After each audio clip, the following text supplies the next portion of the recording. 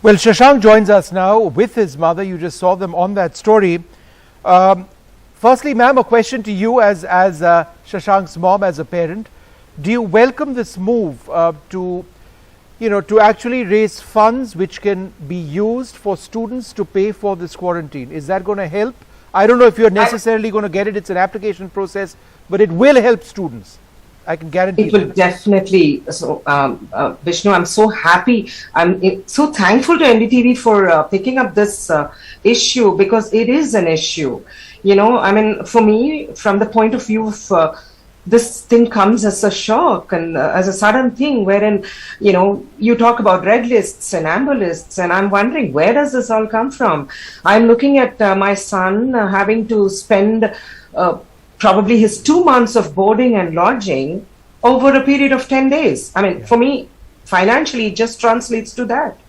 So I'm so happy, this initiative is being done, and I'm keeping my fingers crossed. We hope Shashank can benefit out of it. Thank you so much for taking this up.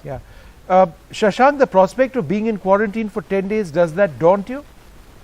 Is that yeah, it is kind of daunting. I mean, when you hear about it, initially you look at other people, you look at, say, your favorite sports stars, and you hear about them quarantining when they're in different places. And, looking at that itself, it kind of feels, but when it finally hits and you realize that you're also going to undergo the same thing, and the prospect of being locked inside for 10 days without, literally no touch to the outside world. And now that I'm hearing there are problems with the Wi-Fi, problems with food. Yeah, it is really daunting. I mean, leave aside the financial. And do you think it's unfair? Because when you travel to the United Kingdom, you'd be RT-PCR negative over here, you'd be RT-PCR negative over there, you would have a test after a second test, which would actually be a third test. And yet, and you're fully vaccinated now, or by the time you reach, and yet you have to go through this, while nationals of some countries don't. Yeah, I understand. I mean, there are certain protocols regarding COVID and, like getting a double negative test and all of that. But then, I've literally tried my best. We made sure that we get the Covishield vaccine and not go for Covaxin because of the fact that I'm traveling abroad.